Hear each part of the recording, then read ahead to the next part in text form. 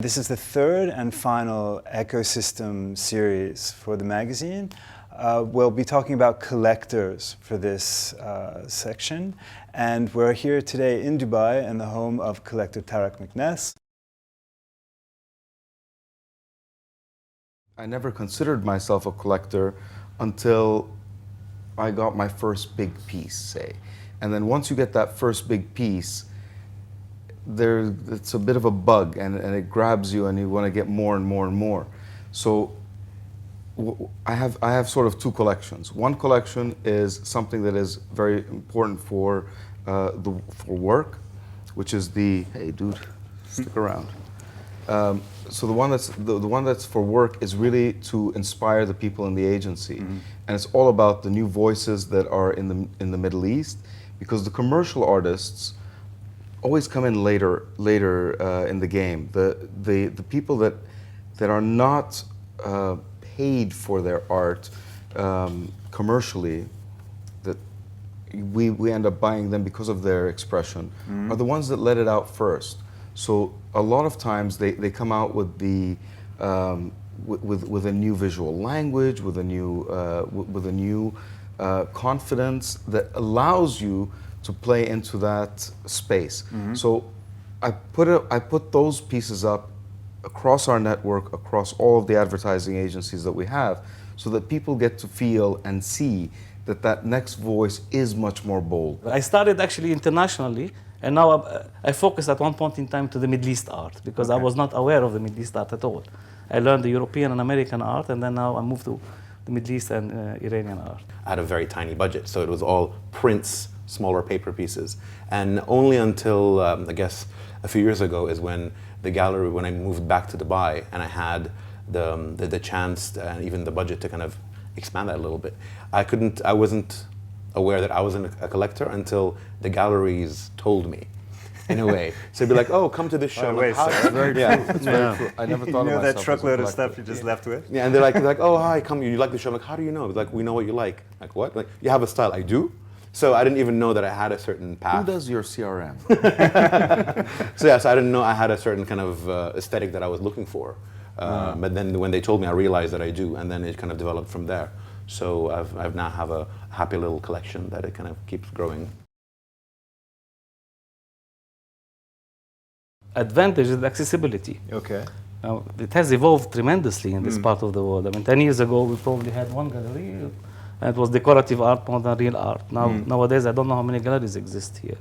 Furthermore, you're right. I mean, they call you, they know your style, they know what you're looking for, everybody around, and they say, listen, I have this piece, I have that artist, I have that auction coming up, so they're more involved into getting the business. More specifically to your other collectors in other regions, I think we are more advantaged here than they are, because we are exposed to the scene of artists in this part of the world that are not.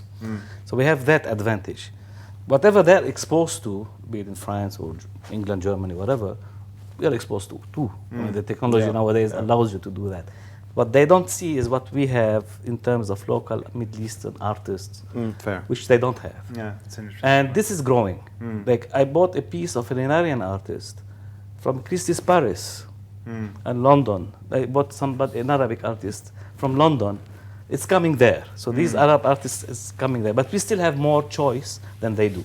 Especially with the developing artists, with new artists, with new generation coming in. They don't have access to this. We have access to them, they don't have access to us. If you just take a look at what happens in our part of the world in a year, in a month, in a week, compared to what happens in anywhere else on the planet, Steroids. I mean, we have inspiration galore, if you like. I mean, look north, look south, look east, look west.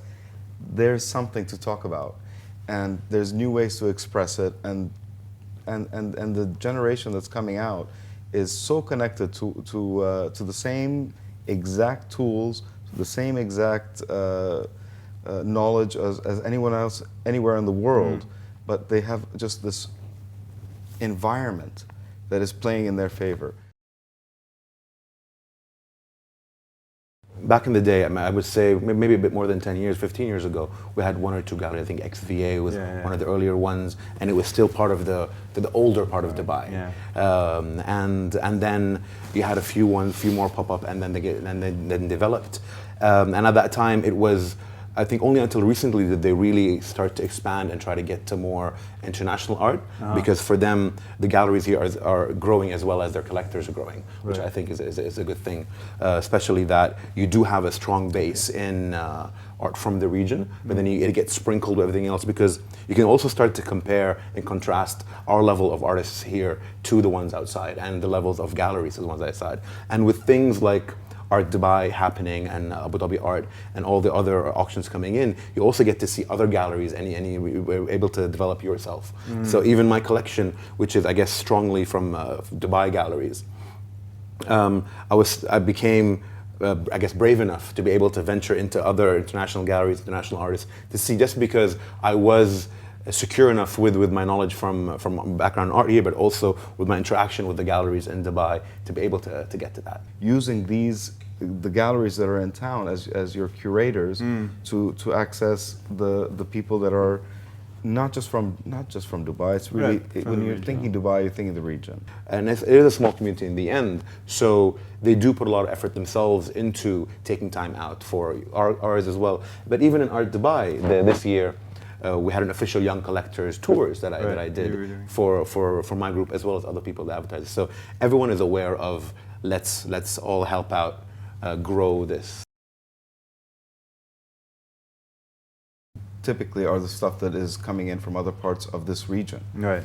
Because it's always comforting to know that you're having a scene that's being fueled from more than just one city, from one place. And it really is. I mean, the artists that are in Lebanon, the artists that are in Jordan, the artists that you have coming from Bahrain, and from some of the other smaller markets that you would not imagine seeing art coming out of, have a very strong point of view and have a very strong conceptual point of view in their art. And that, to me, is what is exciting about seeing it all together in one place. You know, if I were to go to Kuwait, I will go to the 3-4 galleries that I know, and I know exactly what I'm going to see. I know exactly what I'm going to see when I go to Jeddah.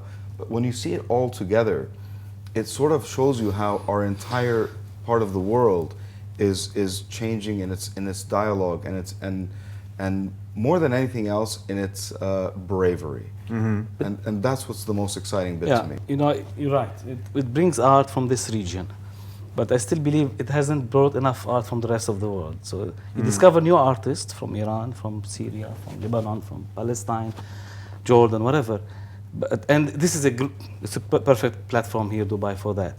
But to bring artists from the rest of the world, I haven't seen it evolve to that level, in my opinion, yet. It's still missing. Auctions houses are doing only Middle East and Iranian art.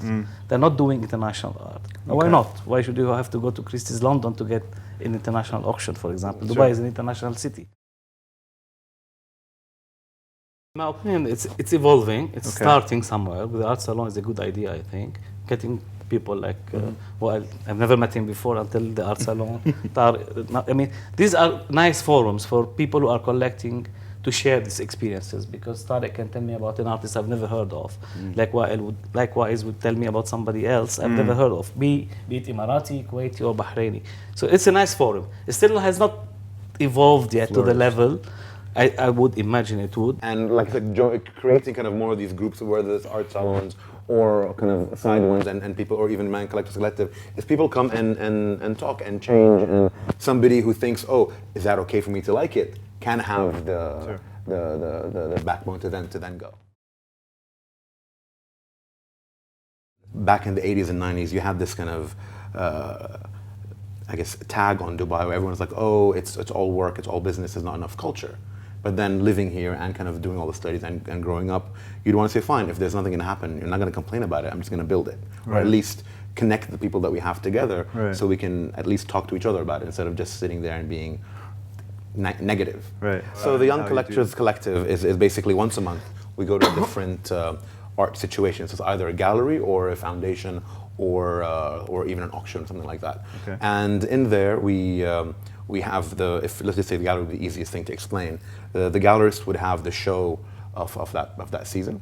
So they'd see that, they'd have a little bit of explanation. But then also the galleries would take out collections from their boxes, Stocks, stock, and show. And this would be work under a certain budget. Right. So we usually tell them, show us work under 10,000 dirhams, just because most of the collectors are getting into it. So if they're going to buy something, it's going to be 2,000, 3,000, 4,000 dirhams, Right. and then at least give that scope.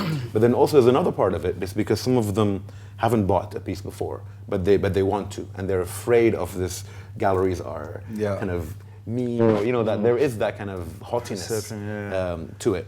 So each gallery has to give about a 20-minute talk about something. Okay. So we had a chance. One of the galleries spoke about contemporary art. One of them spoke about conceptual art. One of them spoke about kind of work on paper. And then some of them even go into how do artists work, what's a fair price for a different artist, and so they get to learn everything as they go along. And the whole idea of it, and galleries know this, nobody's coming to buy anything. If they buy it, if you're lucky, they like it. But otherwise, they're coming just to know where you are. Most of them didn't even know where all these galleries were. So even when it comes down to internal circulation, most people didn't know where Circal was. Correct. And they knew like one or two of the galleries in DIFC just because they'd see it when they go somewhere. Otherwise, and there's still even a lot more in Jumeirah that are spread, let alone the stuff that's happening in Sharjah and Abu Dhabi. 3 of them bought their first piece after they've joined the Young Collectors Collective, which was very happy because they became happy. And and I always get comments, even the ones who haven't bought, they're like, oh, we met people and we talk about art, so they even talk about art, and then they get their friends. So it started off as me and a few of my friends, then it became their friends, and now have people on who you meet through other people and they just join. What I do is that I invite a lot of friends and to have dinners. We're going to have an art salon one day in my house, and you're invited. I would gladly come. And share my art with people and get their comments, their feedback, their thinking. But otherwise, if somebody comes to me and said, listen, I don't know, a bank or whatever, I want to take 3-4 pieces, I will insure them, I want to display them in my bank, there is more than welcome to do so. I would love to share it. Okay. It's to be shared. Art is not to be, it's not possessive. It's not, 100%. I'm not selfish about my art. Quite the opposite. I want to share it with everybody. Any artist that's from our part of the world can be put up in any of our offices anywhere in the world. Okay. I think that's one way of just giving back, is building this collection. I think it'll become more of a person's support. So Tara is into it, so his company kind of does that. Yes. Then you have You're right, me you're at right, OMD, you're right. and then his collection pushes it. Yeah. So you have, they're starting to develop from their own It's not a kind of corporate push. culture, it's an individual Yeah. culture. I don't know about other collectors, but quite recently we met an artist, and who had his work up in the Venice Biennial, and there's an interest in this part of the world. There's a curiosity in this part of the world. We're talking about what do they hear about Exactly. us outside, and there is this curiosity. We hear about art Dubai. Is it worth it? Is it important? Would it be a good statement that my name is in a place like this? And so there's a great deal of curiosity, and it's being built not just in Dubai. It's being built in Dubai and Qatar. In Qatar, they know that they're bringing in Damien Hirst, and they're putting together the entire collection of everything he's done ever in his life. They hear about these things, and they say, "Well, what's going on in that part of the world?" It's a part of the world we never had a consideration for. Today there is. So to me, that's exciting as well. But they don't know what it stands for. They don't know what it means yet. It hasn't proved itself yet. It hasn't put its mark. A lot of the artists, a lot of the collectors that come in, and then you meet them at all the fairs and stuff like that, the bigger ones still have this Orientalist idea. They want to come here and they want to buy calligraphy or an Islamic art piece because that's, for them, I bought something foreign. None of them are into, I think only probably very similar, about a few years ago, was the one that pushed contemporary Middle Eastern art to the outside world, where they don't no longer see it as kind of a brown washed, if you want. And I know this because when I was doing kind of my art stuff, and it was mid-2000s, I had shown outside, and they were like, oh, they saw me as an Arab, then an artist, rather than an artist who happens to be Arab. But you touched on a very important point. point actually while here. They look at it as Islamic art rather than art. Sure. That And this we are stamped still the art that comes from this part of the world as being Islamic or calligraphy art, which is beautiful art. It's perfect, it's very nice. You can't find it anywhere else. But the real art that we talk about, the normal what we think art, still a long way to go to get exported. I think. To I the mean, rest of the every world. year on year, but It's Yeah, gonna but happen, that's- but but not that 5 years said- down the road.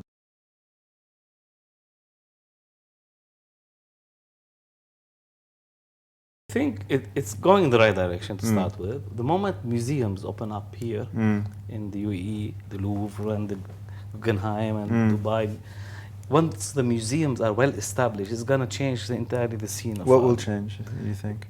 The educational process for the people living here. I have no access to a museum. I want to go and, you're in Paris, you have tons of choices in London or in New York. Here I have no access. I want to go and see an exhibition on my weekend. I don't want to go to the mall. I want to see an exhibition. I can't. What we're going to come up with in our part of the world is going to be much more exciting than what we're going to see anywhere else. already we have a lot more foundations opening up now. A couple of years ago was the Barjil one in Sharjah, which has Mariah, and now we have the Jean-Pierre Najjar one opening up, along with the museums happening. So that Holding, that shift, which foundations, are you mean, yeah, exactly. So they would kind of show nothing to do with finance at all. Correct. They would show things, educate things, and with all of the work happening. Even if you think about it, the Sharjah biennial has been going on for Years. It is growing Yeah. in attention and focus, in interest by people. It is, Yeah. it is getting there. and the Maybe galleries not, help not as at well. the speed of the construction, but it's But- culture.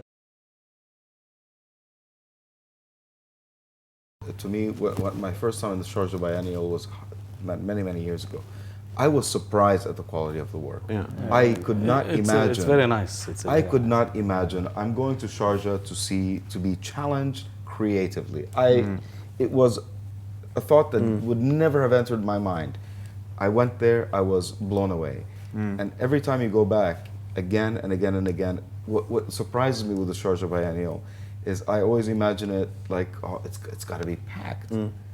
Why are more people not here? Yeah. Why are more people not here? They're missing It's an something. education. Even, and you know about this, I used to do a lot of these radio talk stuff. Those were cut because there wasn't enough advertising money. People weren't, I guess the masses aren't interested. Yeah. They come here as a kind of as a world between worlds. They come here to work, and then when they're tired of working, they want to chill out or party rather than grow their brain. Before moving here, I was in New York, and I used to follow the jazz scene. And I remember there was all of these exciting artists that I used to go and follow, and there would be an underground place, and I would dream of, I gotta get these guys to Dubai, until I got here, and then I thought, we're not ready. We are not ready. We're still in a stage where you can sell out a place if it's a DJ who's very well known, and it's not about the art. It's about the experience and around that kind of a thing.